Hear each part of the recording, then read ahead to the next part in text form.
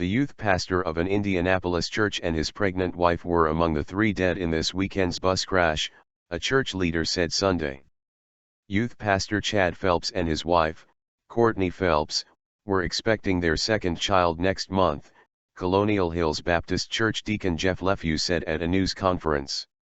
Chad Phelps is the son of the church's main pastor, Charles Phelps. Tonya Weindorf, a mother of 5 who was a chaperone on the trip to the northern Michigan youth camp, also died, Leffew said. Our church grieves now. We grieve the fact that they're not here now. We miss them, Leffew said. Dozens were injured in the crash, which happened Saturday afternoon on an Interstate 465 exit ramp. Bus driver Dennis Maurer, 68, told the Indianapolis Metropolitan Police that the brakes failed and he wasn't able to keep the vehicle from striking a retaining wall and flipping on its side, the Indianapolis Star reported. A toddler was among the injured passengers, Leffew said, noting it was the Phelps' 2-year-old son. IU Health spokeswoman Sally Winter said Sunday that the toddler had been released from the hospital. The investigation into the crash is ongoing, authorities said.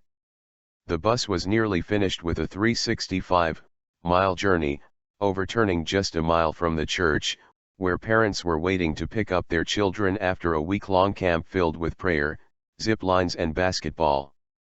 Leffew, 44, of Fishers, had sent 4 daughters to Camp Kobayashi, near Prudenville, Michigan. Only one daughter was on the bus that pulled into the parking lot, and he raced to the crash site in northern Indianapolis. What he found was a surreal scene, with clothing and other items strewn about and windows missing from the bus. You're just praying that it's not as bad as it looks, he said. His daughters escaped with just bumps and bruises. Indianapolis Public Safety Director Troy Riggs called the crash a great tragedy. They were not that far from home. That only adds to the tragedy, Riggs said at the crash scene. He said there was no indication that the driver had a medical emergency. Witnesses described a horrifying scene. Dwayne Lloyd told WTHR that he heard a loud noise behind him as he was traveling near the intersection and saw the crash around 4:15 p.m. About the time Chad Phelps had tweeted that the group would arrive at the church. I heard a skid. I looked back. I see this bus in the air and people falling out of the bus, Lloyd said. I could have gone my whole life without seeing that. He said people approached and tried to help. People were literally trying to lift the bus, Lloyd said. You just try to do what you can do.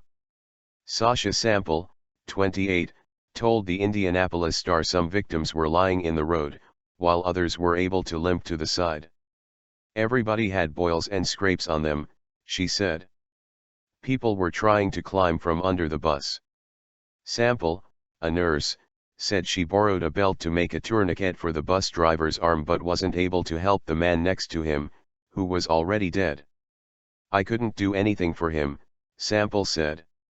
So you triage. You help those you can. Fire officials said 37 people were on the bus. 3 teenagers were still at IU Health Methodist Hospital, Winter said Sunday, including one in critical condition. 5 teenagers remained at the Riley Hospital for Children at IU Health.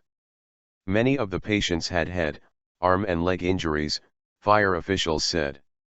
Families of the bus passengers gathered at the church Saturday evening to comfort each other and pray. Mayor Greg Ballard described many as remarkably positive despite their sorrow, but said there will be difficult days ahead. Some of the teenagers are hurting pretty bad and you can see that in their faces, he said. Leffew thanked rescue workers and Good Samaritans who tried to help after the crash, as well as local churches and businesses that have offered their support. We are so grateful for that outpouring of love and care, he said Sunday.